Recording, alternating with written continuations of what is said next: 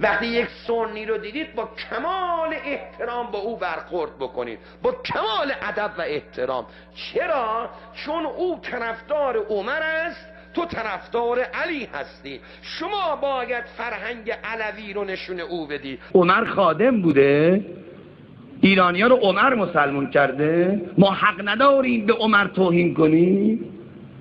یعنی این نه، من تا زندم میگم عمر حرومزاده بوده، تا زندم میگم هرچی سنی حرومزادن.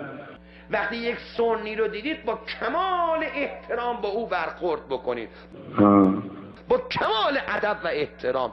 بعد پدر و مادر هرچی سنی لعنت. وقتی یک سنی رو دیدید با کمال احترام با او برخورد بکنید، با کمال ادب و احترام. هرچی سنی حرومزادن. چرا؟ چون او طرفدار عمر است، تو طرفدار علی هستی. شما باید فرهنگ علوی رو نشون او بدی. بعد پدر و مادر هرچی سنی لعنت، که او عاشق علی بشود و بفهمد که امیرالمؤمنین چه دانشجوهایی تربیت کرده. عمر تو بر میشه من نگاه کردی؟ لعنت الله رو یادت نره؟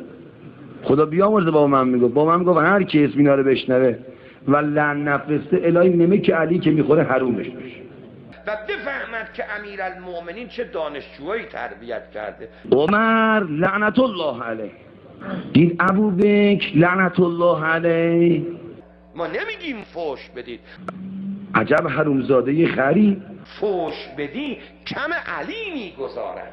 بعد پدر و مادر هرچی سنی لعنت. ما نمیگیم فوش بدید، هرچی سنی حرومزادن، هرچی سنی حرومزادن. ما نمیگیم فوش بدید، ما نمیگیم فوش بدید.